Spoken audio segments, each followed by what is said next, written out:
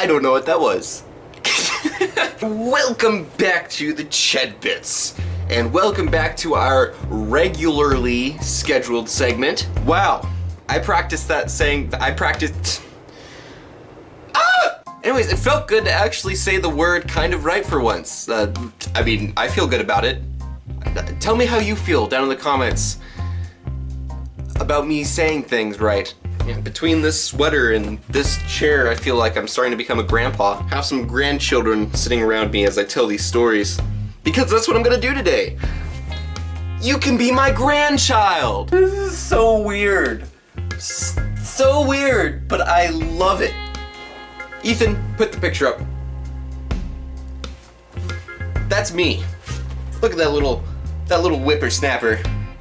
I really think it's the cardigan. I really think the cardigan is bringing this inner grandpa out of my heart. Yeah, that's me with the super troll doll sticker on the forehead. My siblings told me it was to protect me from the spazoids. I really don't have a good reason to showing that picture. That was just a little bit of me. So you see, later on, as I grew up from that stage, from the super spazoid stage to the mullet stage. I don't even remember what started it. I was probably watching some kind of movie, and I was like, hey, that guy who's really good at Kung Fu has a mullet, so maybe if I grow a mullet, I'll be good at Kung Fu. That's some kind of form of logic, especially for a little guy. I remember going into the barber shop. Oh my gosh, why do I call it the barber shop? It feels better. I remember going into the hairdresser, hair salon, which any of those is more acceptable to you. I remember walking in there and being like, them saying, so, what are we gonna do today? We're gonna cut hair? Duh. And how would you like it cut today?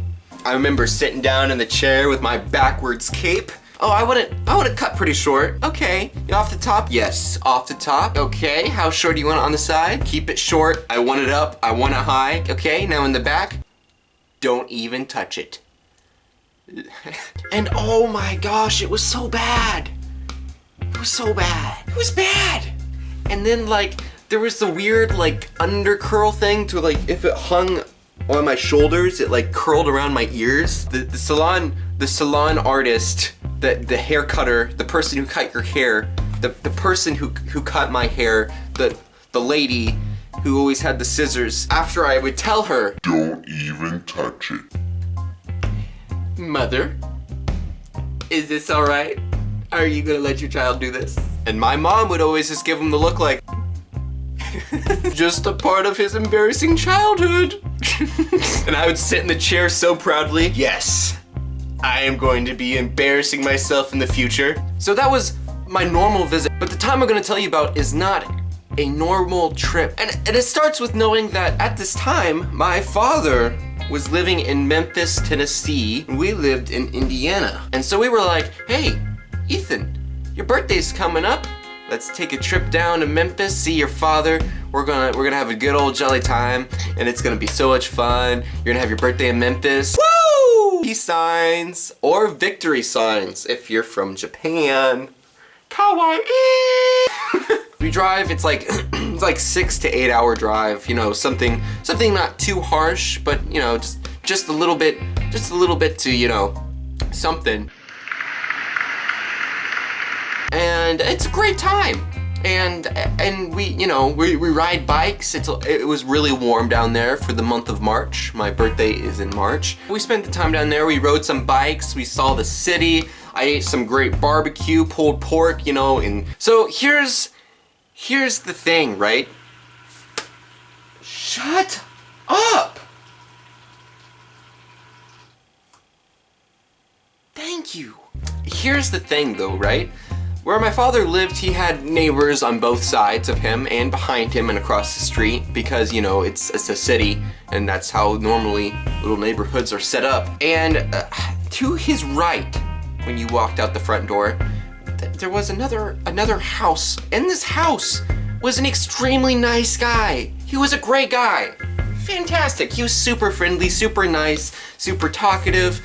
You know, you would go over and you'd say, hey, Kenny, how you doing?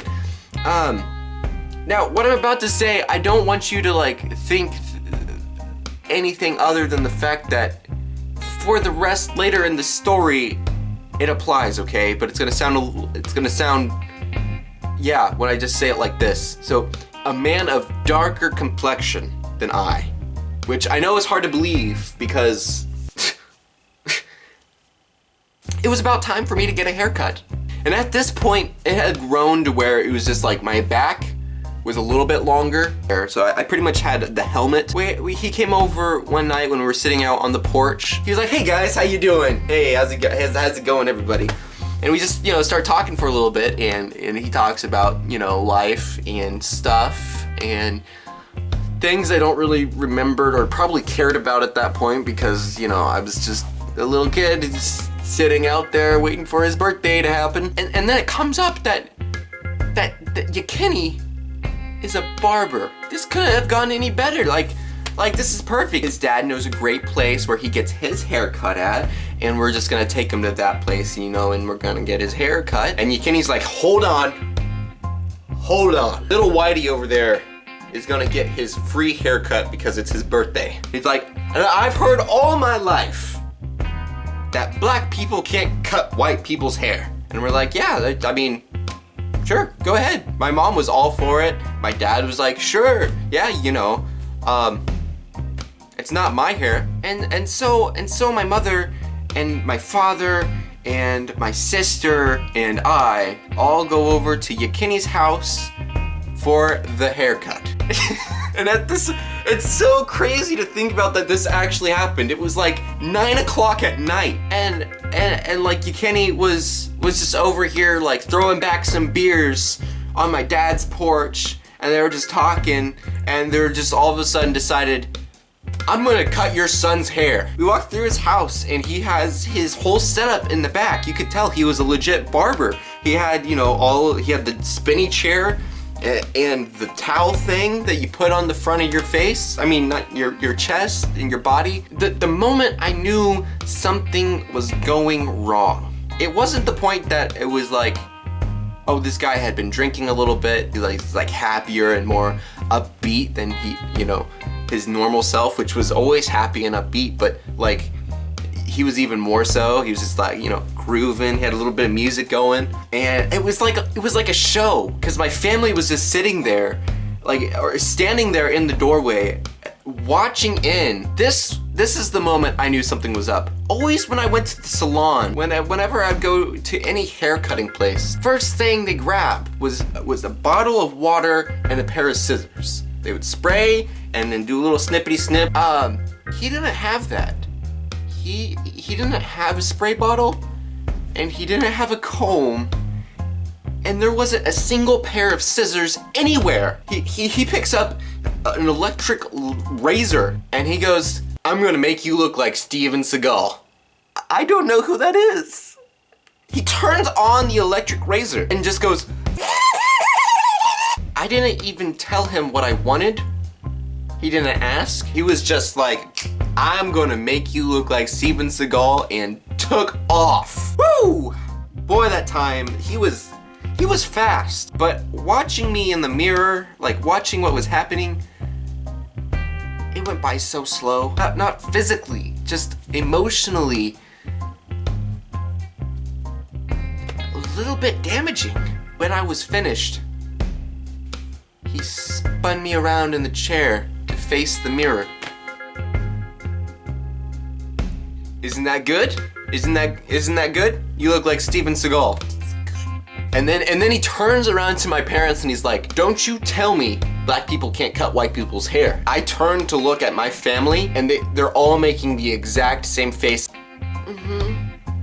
Maybe it was the fact that he was, under the influence. He wasn't cutting responsibly. So anyways, that's pretty much the story. Not much happened after that. My hair grew out. I never had a mullet again. So So now I'm doing this thing. It's kind of, what's really fun if you have hair like this is to take a shower and then don't dry it before bed. Just you know, kind of brush it off with a towel and then shove your head into your pillows. And then in the morning you have like a surprise, like get a surprise hairstyle every morning. It's so cool. Like you wonder if you're gonna wake up and it's gonna be awesome. Oh man, don't do that. Anyways, thank you so much for watching, guys. I really appreciate all those who have watched and subscribed and liked and commented. So please, if you would do that again for this video, even though I still have not learned to speak correctly, that would be very much appreciated. Thank you so much again for watching, and I'll see you next time for the Cheddar Bits.